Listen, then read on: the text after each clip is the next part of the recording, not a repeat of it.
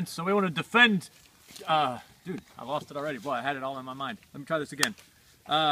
We want to resist tyranny and defend freedom and strike a blow for truth, justice, and righteousness. We're gonna grab our weapons and head to the rally point and meet me at the polls. Then a lot of you over the years have told me, you know, your intentions and your resolve and what you're willing to do. And I believe many of you, maybe even most of you. But if you don't go vote Tuesday, I don't know what to say to you. And I say that, I want to talk to two people here, two real people. One doesn't watch this channel, so I'm not risking anything talking to him, and one does. One guy's name's Andrew, he doesn't watch the channel, and the other guy's name is Palmetto Paratrooper. And both of these guys have said things to me in the past that I believe need to be refuted, and I'll deal with Palmetto first. Palmetto Paratrooper has, and this is me paraphrasing him, so I may be misquoting him, and if I am, I apologize, Palmetto, but I'm going to use you to prove a point. Palmetto has told me in the past in comments that he doesn't vote because he refuses to give his stamp of approval to this corrupt system. And I actually am sympathetic to that argument. Our system is corrupt. We should not be giving it our stamp of approval. But that's not what voting is. Voting is not giving the stamp of approval to the moral authority of our government. It's picking your enemy. It's choosing who you're going to oppose. It always has been. The government has always been the enemy from the very beginning. If you read our founding documents, you'll see that they say that. You know, the founding fathers said that when the government's going to go too far, and when it does, the American man will knock it back down. You're choosing your enemy. You have to go to the polls and choose who's going to do the least amount of harm to you and your family and your way of life.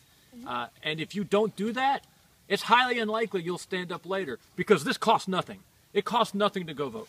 It costs absolutely nothing for you to go vote. 30 to 45 minutes of your time.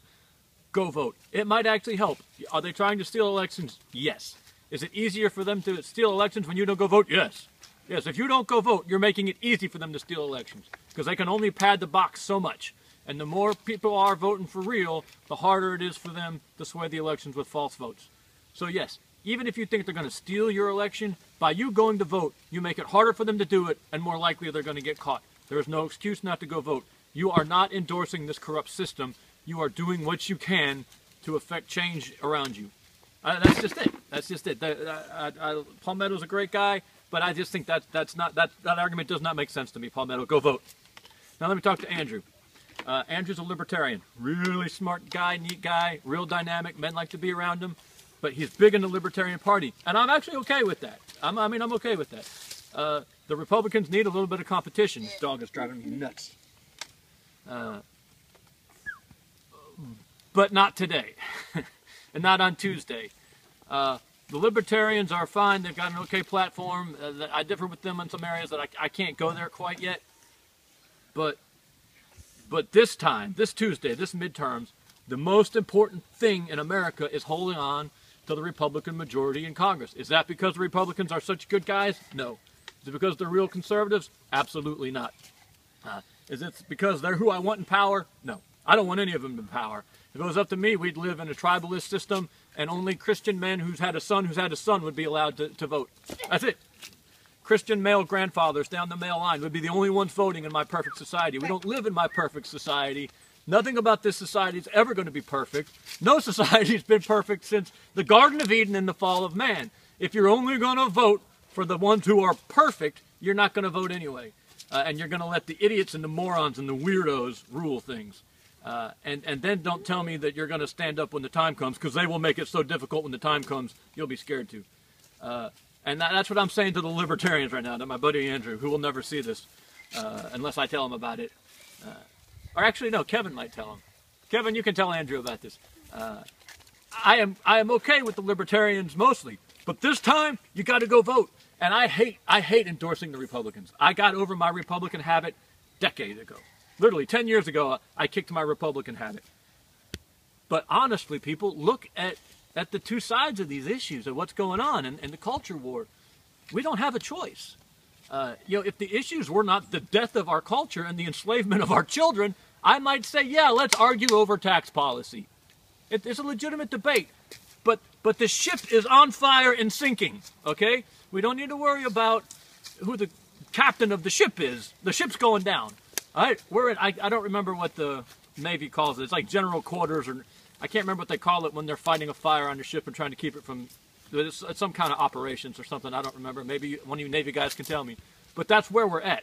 All right, we don't need to be fighting amongst each other about who's up on the what is it, the not the deck, but the wherever the captain is steers the ship from. I don't remember. It's not the wheelhouse. It's I don't know, the poop deck. We'll call it the poop deck. It's not. I just don't like the Navy. I'm kidding. I'm kidding. The Navy's fine. My brother's in the Navy. All right, we got to put out the fire. We got to stop the ship from sinking. All right.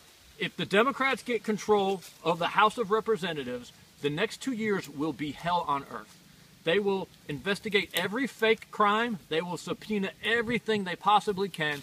They will use the power of the purse and the committee process, and they will sabotage President Trump, who's doing a great job. Again, I didn't vote for him in the primaries. I voted for Ben Carson, and I was an idiot. Carson's a good man. I have nothing against Carson. Trump's been the most significant president in the modern era. In the modern era, he makes Reagan look like a centrist. All right, Trump's been amazing. I'm not saying that's because he's a true believer. It may just be because he knows who his customer is and he's selling us a product. But the product he's selling us is our country. So you got to go vote. You got to go vote. There's no explanation. There's no excuse for not voting unless you just didn't register. In which case, I should have made this video 2 months ago when you could still register to vote. If you're in Georgia, we don't normally endorse candidates because there's very, very, very few candidates who we actually believe in. The most conservative candidate you know is to the left of us. So we're not endorsing any of these people.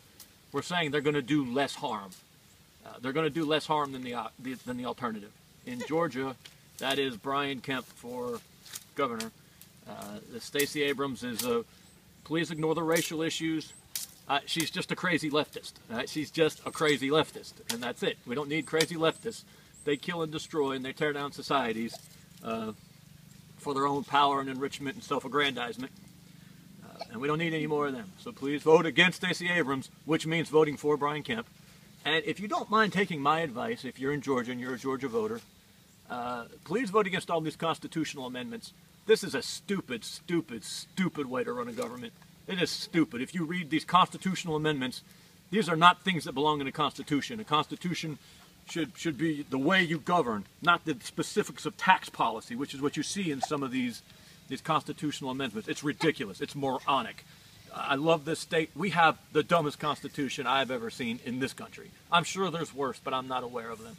So vote against all those stupid constitutional amendments.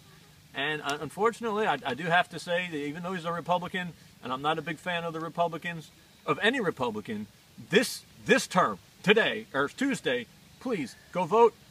Please vote for your Republican congressman. Whether you like them or not, it's important. It's just important. It's incredibly important. If you like any of the things that have been going on in our country in the last 2 years, you have to put a Republican in your congressional seat. And if you're in Georgia, like I said, please vote against Stacey Abrams, which means voting for Brian Kemp, unfortunately. Not that he's a bad guy, but he's no different than all the rest of them. But it's still important that we vote him in because he's at least made statements and stands and policies that he has to somehow sort of stay close to. So is he one of us? Probably not. Maybe. I doubt it. I don't know the man. My daughter's met him, by the way. Madeline has been on the channel before a long, long time ago, and she's met him, and she likes him. So that's a pretty ringing endorsement for me. But, yeah, I don't think that, if I sat down and explained to him the philosophy and theology of the revolting man, that he would endorse it. I'm pretty sure if I told him I only thought, Christian grandfathers down the male line should vote, his head would explode and he would run like crazy. I'm not endorsing him. We don't believe in the same things. He is the least destructive option for Georgia. Men, we appreciate you. Thank you. Go vote!